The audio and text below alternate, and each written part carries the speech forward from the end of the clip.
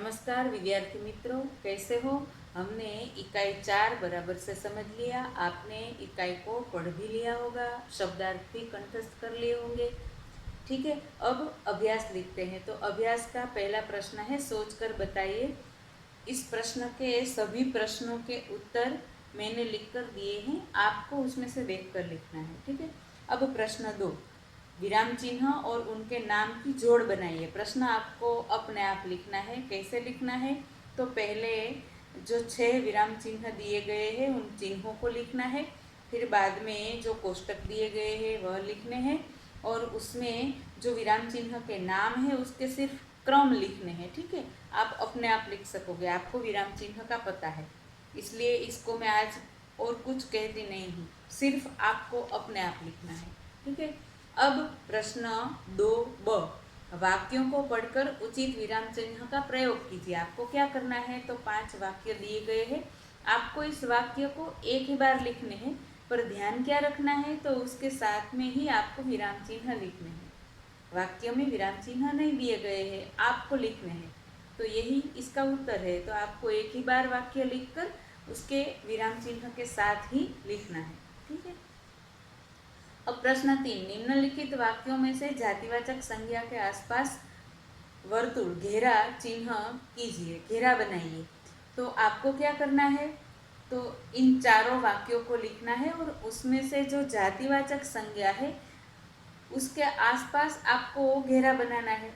तो जातिवाचक संज्ञा हमने सीख ली है, आज मैं इसका उत्तर नहीं दूंगी, आपको अपने आप लिखना है। ठीक है, आप लिख सकोगे। अगर आप चाहो तो इकाई 3 के बाद जो मैंने संज्ञा सिखाई है वहाँ जातिवाचक संज्ञा है, आप उसमें से देखकर फिर इसके उत्तर इसकी मदद से आप लिख सकोगे। ठीक है, अब प्रश्न 4, कथनी और करनी में समानता रखने में मुश्किलें आती है या नहीं, चर्चा कीजिए। इसका उत्तर मैंने लिख कर दिया है, आप उसमें से देख कर लिख लेना। अब प्रश्न 5 है, परिच्छेद लिखा गया है और परिच्छेद के बाद में इसके प्रश्न है। तो पहले परिच्छेद समझ लेते हैं। परिच्छेद पढ़कर प्रश्नों के उत्तर दीजिए। परिच्छेद पढ़ते हैं, आप शुद्ध हृदय से इस बात पर विचार करें कि माता, मातृभूमि और मातृभाषा का आप पर भी ऋण है। तो हमें शुद्ध हृदय से, हमें अपने पवित्र हृदय से इस बात पर विचार करना है कि माता, मातृभूमि और मातृभाषा का हम पर ऋण है। किस प्रकार से ऋण है? तो माता है तो एक जननी आपको जन्म देती है, माता हमें जन्म देती है। एक की गोद में खेल कूद कर और खा पीकर आप पुष्ट होते हैं। तो एक माता है, हमारी माता, हमारी जन्म देने वाली माता, तो उसने हमें जन्म दिया है। और दूसरी है मातृभूमि। तो मातृभूमि क्या है? तो उसकी गोद में खेल कूद कर और खा पी कर हम पुष्ट होते हैं, यानी कि हमारा पालन पोषण होता है, हमारा शरीर चलता है। तो ये मातृभूमि है। और एक आपको अपने भावों को प्रकट करने की शक्ति देकर आपके सांसारिक जीवन को सुखमय बनाती है। और तीसरी है मातृभाषा। तो मातृभाषा क्या करती है? तो आपको अपने भावों को प्रकट करने की शक्ति देती है, यानी कि हमें अपने भावों को प्रकट करने की शक्ति देती है मातृभाषा।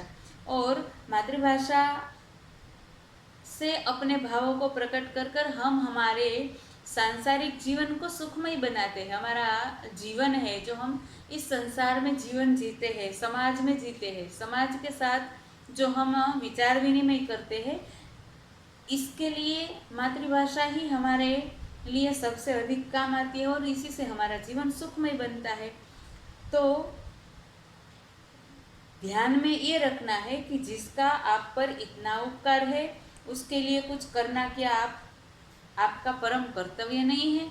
हमारे ऊपर जिसका इतना उपकार है, बहुत सारा उपकार है, उसके लिए कुछ करना क्या हमारा सबसे परम, सबसे श्रेष्ठ, सबसे महत्वपूर्ण कर्तव्य नहीं है?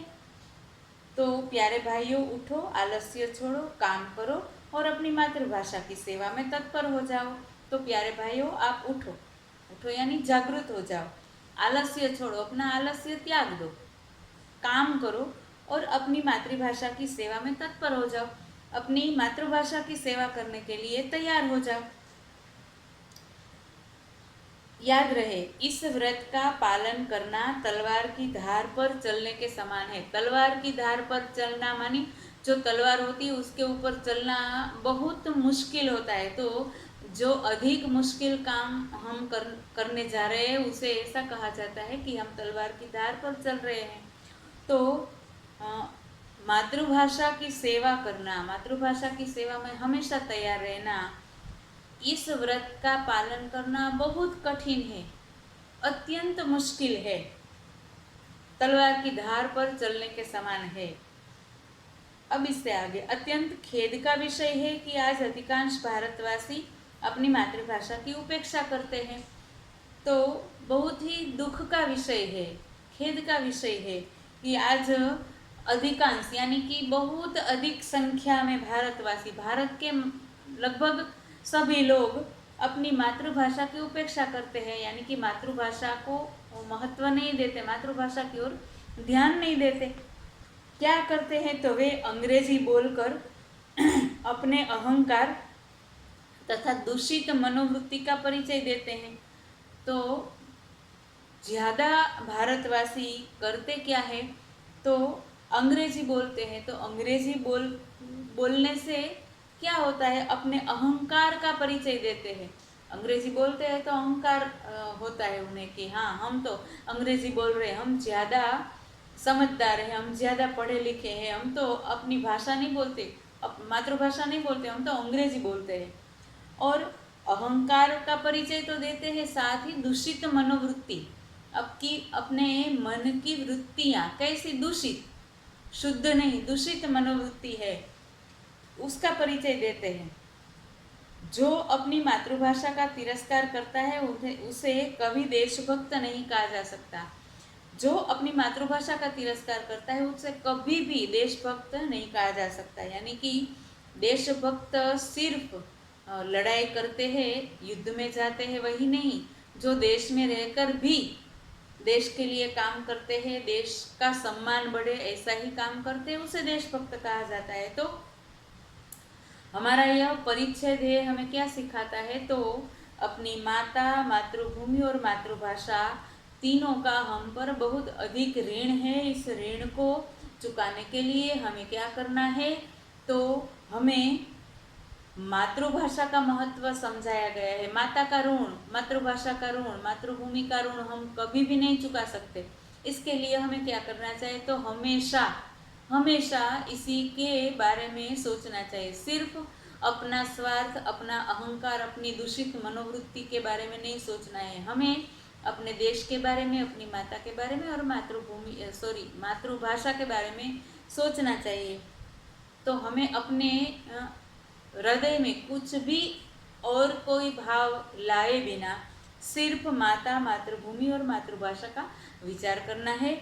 और इसमें भी सबसे अधिक मातृभाषा का महत्व समझाया गया है। माता का महत्व तो है ही, भगवान से भी ज़्यादा माता का महत्व है, तो हम हमेशा कहते रहते हैं। तो मातृभूमि का महत्व भी उतना ही है। हमारी मातृभूमि के लिए हमें जो कुछ भी करना पड़े, हमारा पूरा जीवन उसके लिए हमें बिताना पड़े, तो उसमें भी हमें कभी भी पीछे हट नहीं करनी चाहिए। तभी हम मातृभूमि का ऋण पूर्ण रूप से नहीं उतार सकते।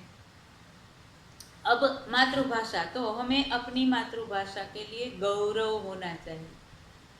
जो नहीं है, जो भी हमारी मातृभाषा है वह हमारे लिए सबसे पवित्र है, सबसे ज़्यादा महत्वपूर्ण है। ये सोचकर हमें अपनी मातृभाषा का महत्व बढ़ाना चाहिए। हाँ, और कोई भाषा सीखनी ही नहीं है ऐसा नहीं है, किंतु हमारी मातृभाषा को हमें छोड़ना नहीं है। हम और अनेकों भाषा सीख सकते हैं, कोई भी भाषा खराब नहीं है, बुरी नहीं है, किंतु अपनी मातृभाषा के बदले में किसी भी भाषा को अपनाना ये अच्छी बात नहीं है। और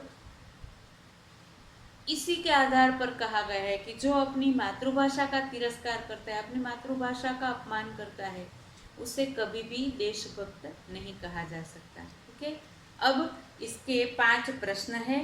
मैंने इस प्रश्न के उत्तर लिख दिए हैं, आपको उसमें से देख कर लिखना है। ठीक है, अब आज आपका गृह कार्य बराबर से ध्यान में रहे तो पूरा अभ्यास मैंने आज समझाया भी है और उसमें से कौन कौन से प्रश्न मैं लिख कर देने वाली हूँ और कौन कौन से प्रश्न आपको अपने आप लिखना है ये भी मैंने समझा दिया है।